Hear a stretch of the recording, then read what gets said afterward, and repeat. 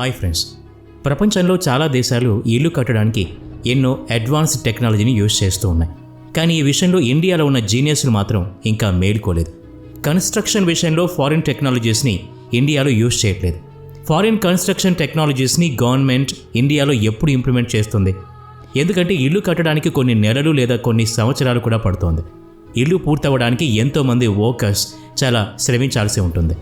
ఇలాంటి పరిస్థితుల్లో ఈరోజు ఆర్డర్ ఇస్తే రేపు నివసించడానికి ఇల్లు పూర్తయిపోతే ఎలా ఉంటుంది? ఇది పాసిబుల్ అవుతుందా అంటే అవుననే చెప్పాలి. కానీ ఇండియాలో కాదు, అమెరికాలో పాసిబుల్ అవుతుంది.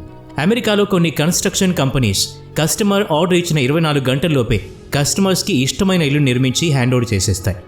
తక్కువ సమయంలోనే ఇల్లు నిర్మించే క్రెడిట్ అంతా కూడా 3D ప్రింటింగ్ టెక్నాలజీకి చెందుతుంది. ఈ రోజు వీడియోలో ఈ టెక్నాలజీ గురించి మాట్లాడుకుందాం. అంతేకాదు ఫ్యూచర్లో వచ్చే కొన్ని అద్భుతమైన టెక్నాలజీస్ గురించి కూడా తెలుసుకుందాం. అందుకని ఈ వీడియోని ఎక్కడా స్కిప్ చేయకుండా పూర్తిగా చూడండి. మరింకెందుకు ఆలస్యం, let's start our today's episode. Number 1, Dincel structural walling. Dincel structural walling అనేది ఒక పర్మనెంట్ ఫ్రేమ్ వర్క్ సిస్టమ్. దీన్ని కాంక్రీట్తో తయారు చేస్తారు. ఈ ప్రాసెస్లో వాల్ని నిలబెట్టడానికి ఎలాంటి ఇటుకలు లేదా పిల్లర్స్ యొక్క సపోర్ట్ అవసరం లేదు.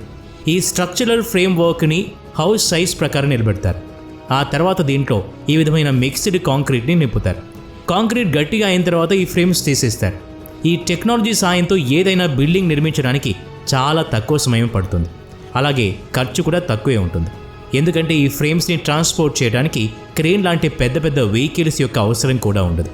ఈ టెక్నాలజీని University of New South Wales and University of Technology సిడ్నీలు కనిపెట్టాయి. ప్రపంచంలో చాలా దేశాలు ఈ టెక్నాలజీని ఉపయోగిస్తున్నాయి కూడా. ఈ టెక్నాలజీ ద్వారా నిర్మించిన బిల్డింగ్స్ 9 మ్యాగ్నిట్యూడ్తో వచ్చే ఎర్త్ క్వేక్ని కూడా తట్టుకుంటాయి. ఈ టెక్నాలజీ యూజ్ చేయడం వల్ల కన్స్ట్రక్షన్ కాస్ట్ 5వ వంతు తగ్గుతుంది.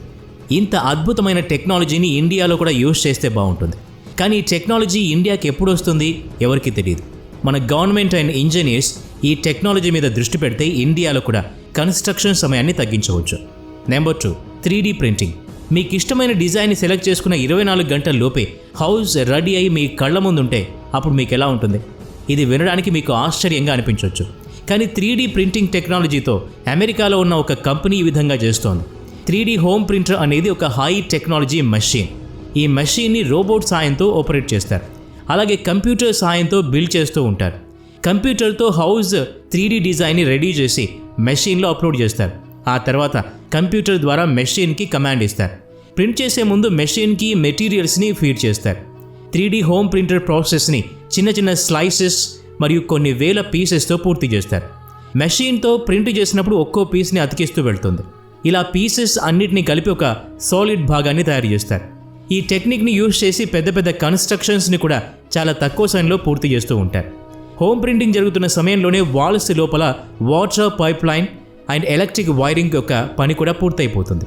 కిటికీల నుండి పెద్ద పెద్ద గోడలు మరియు సీలింగ్ పని అంతా కూడా ఈ మెషిన్ సహాయంతోనే పూర్తి చేస్తారు. ఈ టెక్నాలజీ వల్ల హౌస్ కన్స్ట్రక్షన్ కాస్ట్ చాలా తక్కువ అవుతుంది.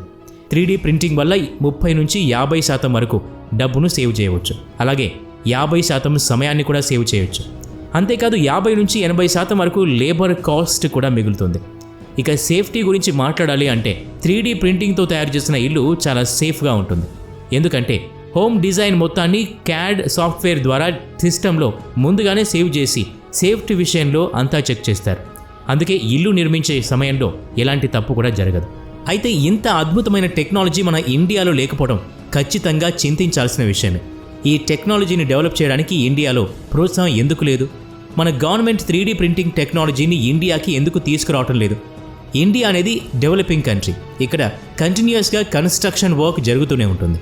ఒకవేళ 3D ప్రింటింగ్ టెక్నాలజీ ఇండియాలో ఉంటే కొన్ని వేల కోట్ల డబ్బును అలాగే సమయాన్ని కూడా ఆదా చేయొచ్చు. ఆ మిగిలిన డబ్బును వేరే సెక్టార్స్లో ఉపయోగించి ఇండియాని తొందరగా డెవలప్ చేయొచ్చు. Number 3, future smart homes. గోడలకి చెవులు ఉంటాయనే సామెత మీరు ఖచ్చితంగా వినే ఉంటారు. కానీ ఫ్యూచర్లో ఈ సామెత నిజమైనా కూడా ఆశ్చర్యపడనక్కర్లేదు. ఇంటిని స్మార్ట్ హోమ్ లాగా కన్వర్ట్ చేసేందుకు సైంటిస్టులు వర్క్ చేస్తూ ఉన్నారు. ఇప్పటికే gadgets like Alexa, smart switches లాంటివి నార్మల్ హౌజెస్ని స్మార్ట్ హోమ్గా మారుస్తూ ఉన్నాయి. కానీ ఫ్యూచర్లో మాత్రం కంప్లీట్ స్మార్ట్ హోమ్స్ వస్తాయి. ఈ స్మార్ట్ హోమ్స్ మీ యాక్టివిటీ ప్రకారం అడ్జస్ట్ అయిపోతాయి. ఇదంతా కూడా వాల్స్లో ఫిక్స్ చేసిన సెన్సార్స్ వల్ల పాసిబుల్ అవుతుంది.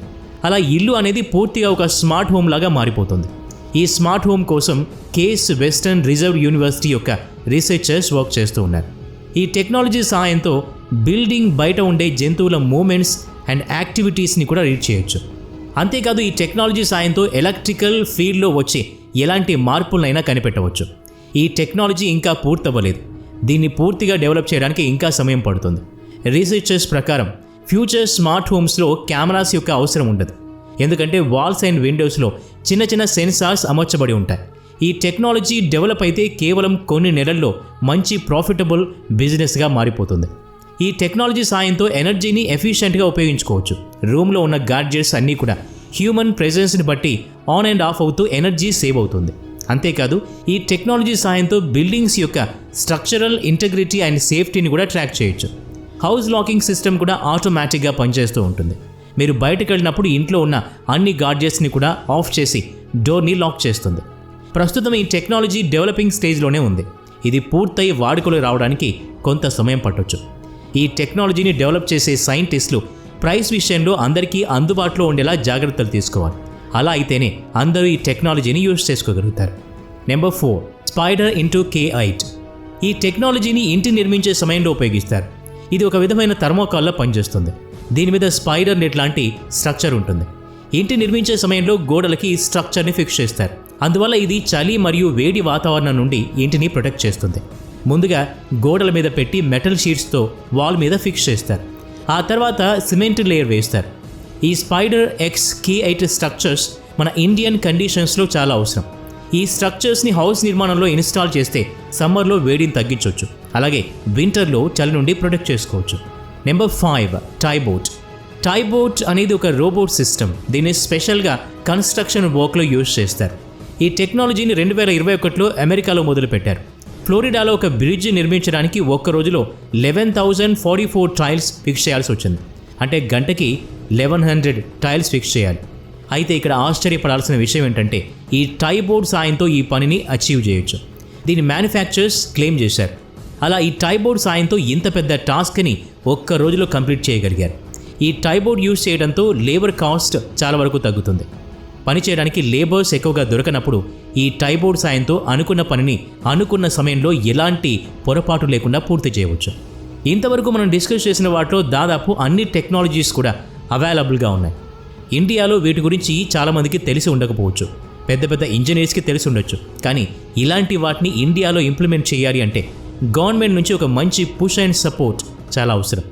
ఫ్యూచర్లో ఇండియా సూపర్ పవర్గా మారాలి అంటే డెవలప్మెంట్లో ఇలాంటి అద్భుతమైన టెక్నాలజీస్ని ఖచ్చితంగా ఉపయోగించాలి. ఈ వీడియో నచ్చినట్లయితే లైక్ చేయండి, షేర్ చేయండి.